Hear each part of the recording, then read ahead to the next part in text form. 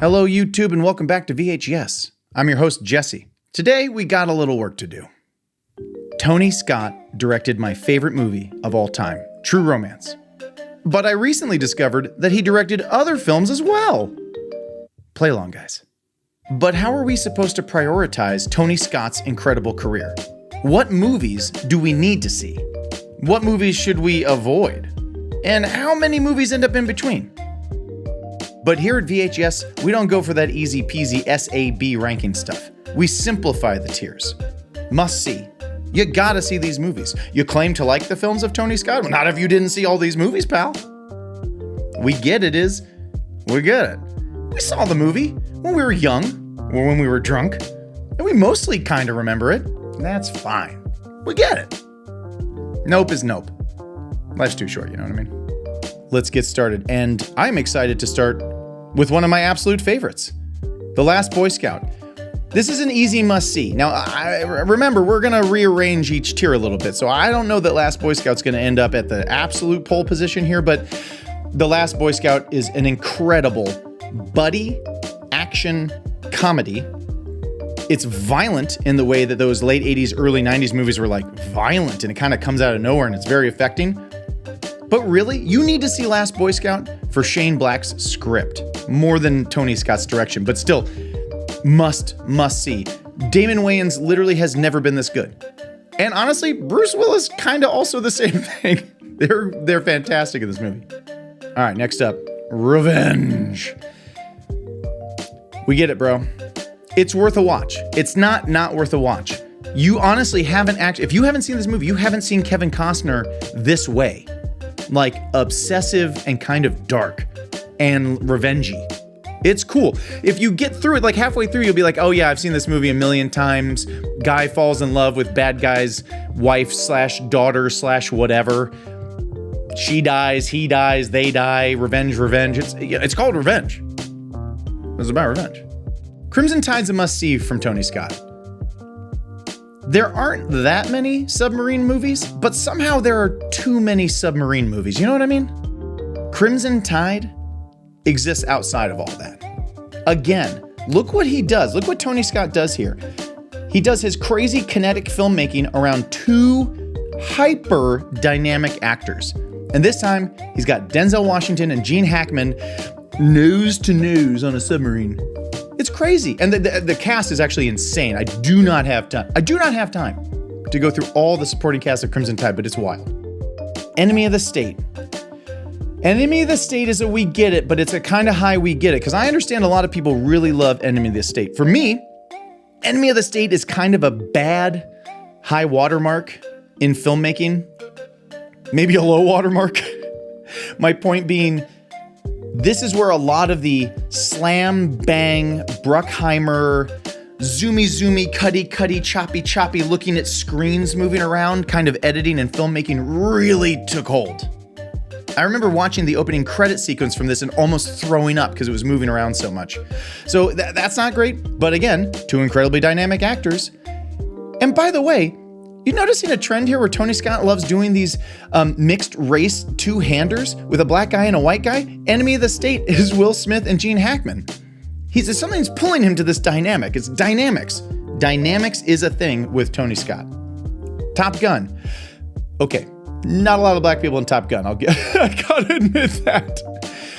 Top Gun, here's the thing. I know a lot of people are gonna put Top Gun, honestly, in a nope. A lot of people are gonna nope Top Gun. Plenty of people are gonna we get it. And I think maybe even I thought I was gonna we get it until I put my finger on it. But Top Gun is like the most that it could be, which sounds really weird and vague, but you know what I mean.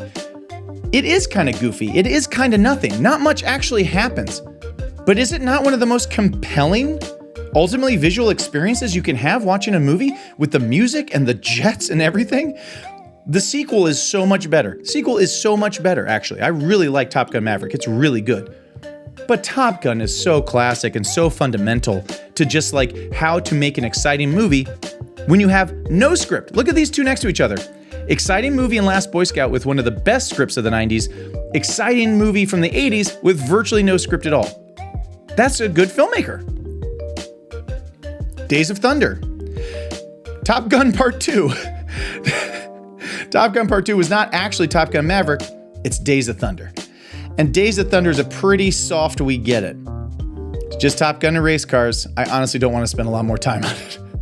If anything, it's sort of a sad tale because that's where Tom Cruise and Nicole Kidman meet and their whole thing falls apart years later. It's like a whole waste of everybody's time. Everybody's time.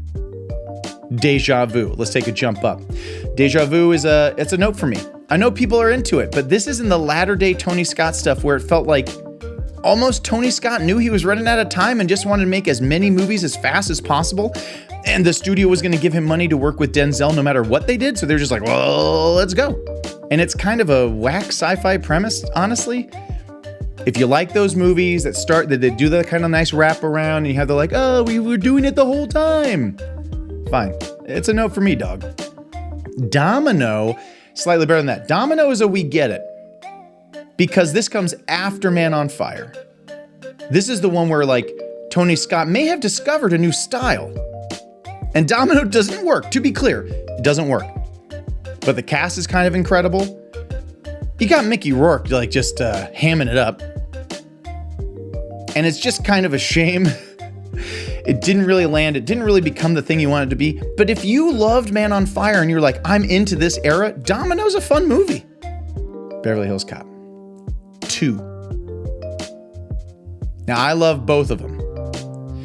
I will say I think this might be one of the best sequels of all time and is better than the original because it just does the same thing over again. It's Eddie plus the style of Tony Scott. Martin Brest does the first one and he does fine, but all he does really is like keep the camera on Eddie. But this one with the hit on Bogomil, all the stylized filmmaking, it gets cooler and in that way more dangerous too. Beverly Hills Cop 2 is a huge must-see. Just for any fans of action movies, period. The man, he's on fire. I'm putting it in a must-see, but I'm putting it at the bottom of the must-see. You must see this movie if you love Tony Scott. If you love Tony Scott, you've seen this movie. If you know who Tony Scott's name is this many years after his death, it's because you saw Man on Fire, probably. And it's good.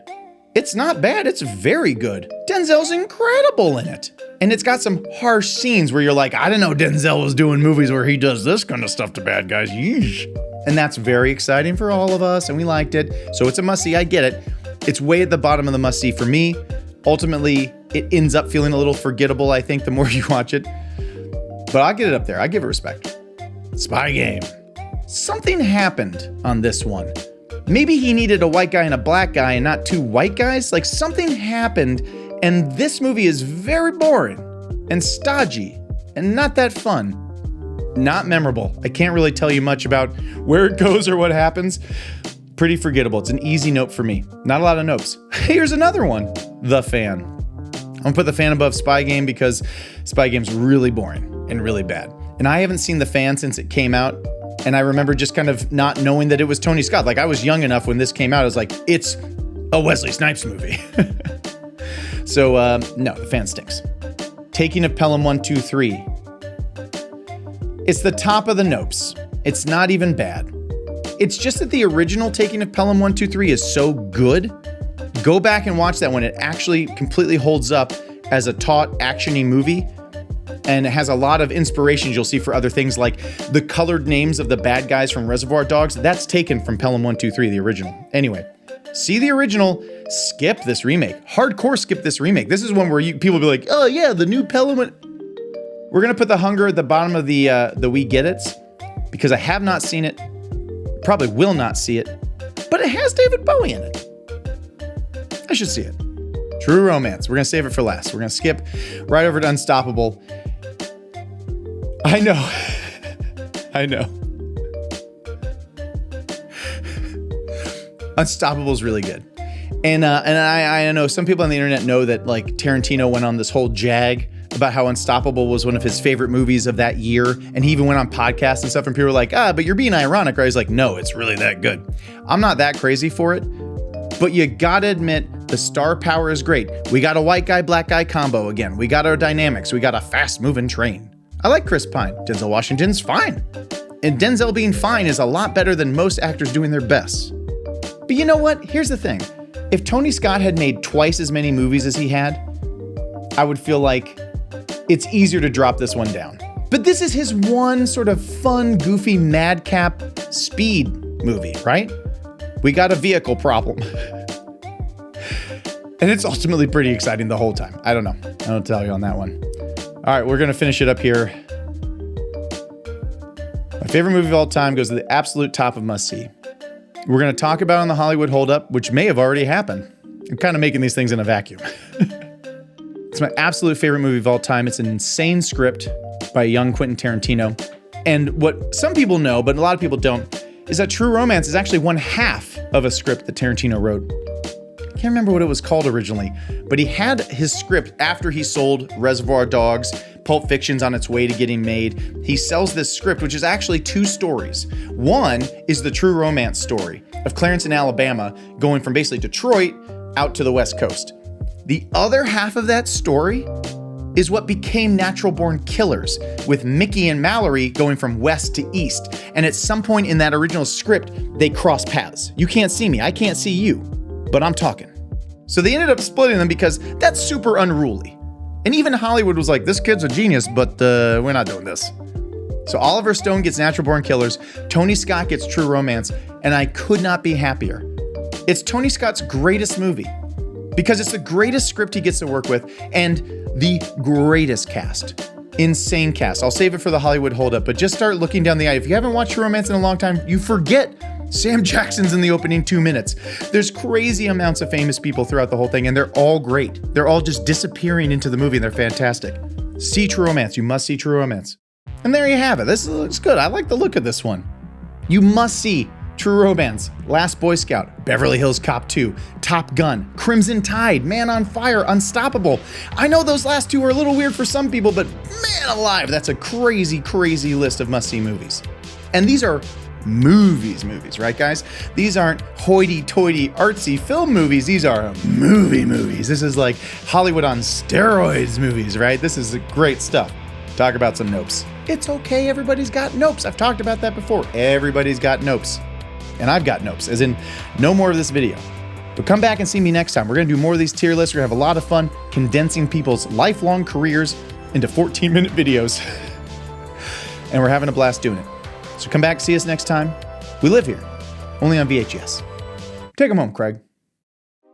Thanks for watching, everyone. Oh, and please like and subscribe.